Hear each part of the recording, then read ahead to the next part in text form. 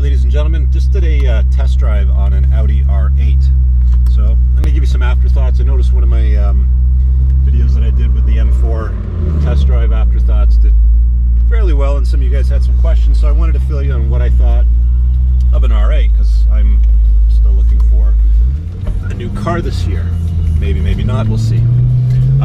Anyway, so it was an R8, 2008 or 9, I believe, and it was convenient for me to drive today. It was a 6-speed manual. I wanted to drive a 6-speed manual, just because I know the single clutch automated manual in the R8 sucks balls.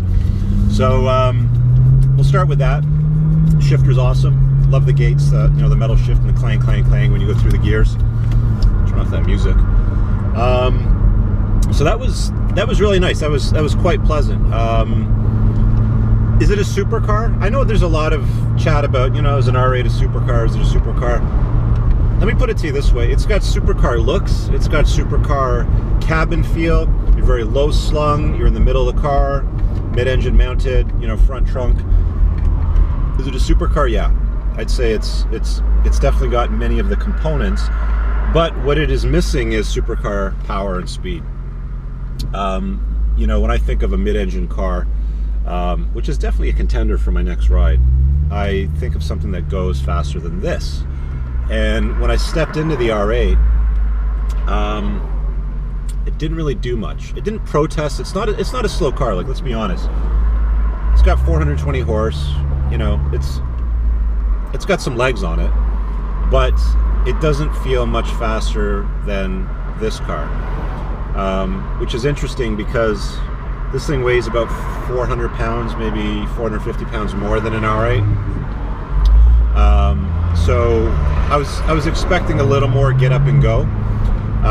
When it started to stretch its legs in like top of third gear, it's probably a little bit faster than this, but not by.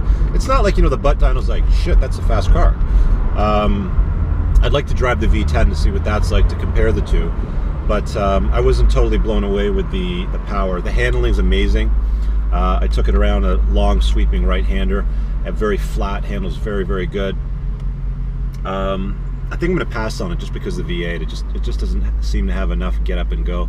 The other thing I noticed about the car was the owner didn't know a shitload about it. He was probably about 4 or 5 years younger than me. And I always ask people questions that I have the answer to, like, so what kind of power does a V8 have? And the guy's like, oh, I'm not sure. I think it's got about 490 or something like that. It doesn't. You know, the 4.2 V8 and the R8's got 420 horse. They upped it to 450 in the later model years. But yeah, it's kind of rough. You know, one of the things that I do just to kind of like test the self-care element of people when they own their cars is like, how do they take care of it? Like my car, I drive through the winter time now. I threw snow tires on it this year, and if you run your hands over the paint when you walk over it, it's very smooth. And running my hands over the paint of this R8, it felt like it had a matte wrap on it, matte vinyl wrap, which is bizarre. Like, why would it feel so rough and bumpy like that? And he hadn't wrapped it. It's just he didn't take care of the car. So these are things that I always look at whenever I buy a used car, just to see what people do to look after them. But yeah, I thought it was an interesting ride. Definitely a contender. I think I'd want a Spider, just because I'm a convertible guy and I like having that open air feeling. I used to ride motorcycles for about 10 years in my younger years, and I love the fast feeling, and I used to love, you know, the openness of it. So I'm kind of stuck on convertibles. So I'll probably have to do another cab. I'm interested in what you guys think, what else I might want to drive that's faster than this and is a convertible. I looked at Boxster Spiders, or the Boxster S, which seems interesting. It's got less power, but it's lighter than this. So I'm curious about what that's like to drive. It's also 2-seater rather than 4. A 4-seater's not that big of a deal. My daughter's big enough she can sit in the front now.